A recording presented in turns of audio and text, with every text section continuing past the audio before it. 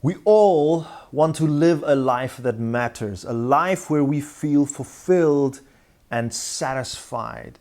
But the ancient book of Proverbs in the Bible has some surprising advice on how you can make that happen.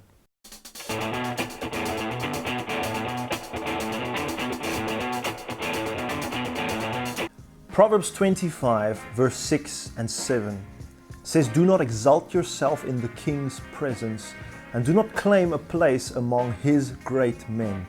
It is better for him to say to you, 'Come up here,' than for him to humiliate you before his nobles." Now the writer here is sketching a scenario. He says, imagine you're invited to a feast or a banquet, and there's a large table, and on the left is where the king is sitting, and the seats the closest to him are the positions of power, where the nobility sits. Those are the seats that everyone wants. But he says, if you're invited, look to the other side of the table where the people of lower rank are sitting, where the servants are, and go take a seat there. Now initially, this advice might seem very weird to us. It seems to fly in the face of conventional wisdom.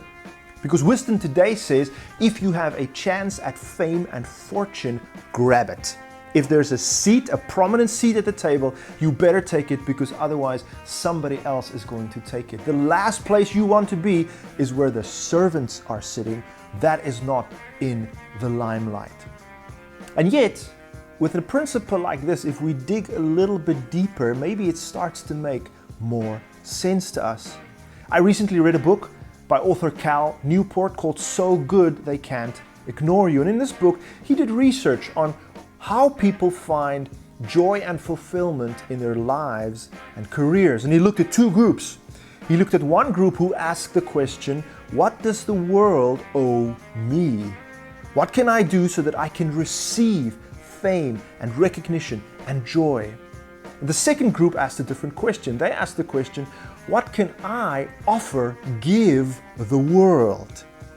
What can I give and do that will bless and help people more around me? So the first group is really looking for a prominent seat at the table where they can find recognition. But the second group is asking the question of a servant. And the author, Mr. Newport, discovered that those with the second question generally find much more joy and fulfillment in their lives in the long run. That it is better to have the attitude of a servant than those who want to be served. Think about some of the greatest leaders in your life, whether it's community leaders or world presidents. Those who use their power for themselves to find fame and recognition. Those are the tyrants and the dictators that we choose to ignore. But the greatest leaders throughout history have been those who came to serve. Those who came to give of themselves for the betterment of other people.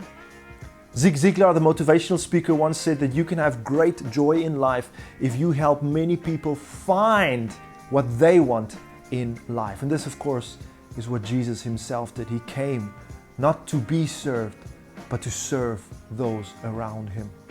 Ask this practical question for yourself. Am I seeking attention, or am I giving attention?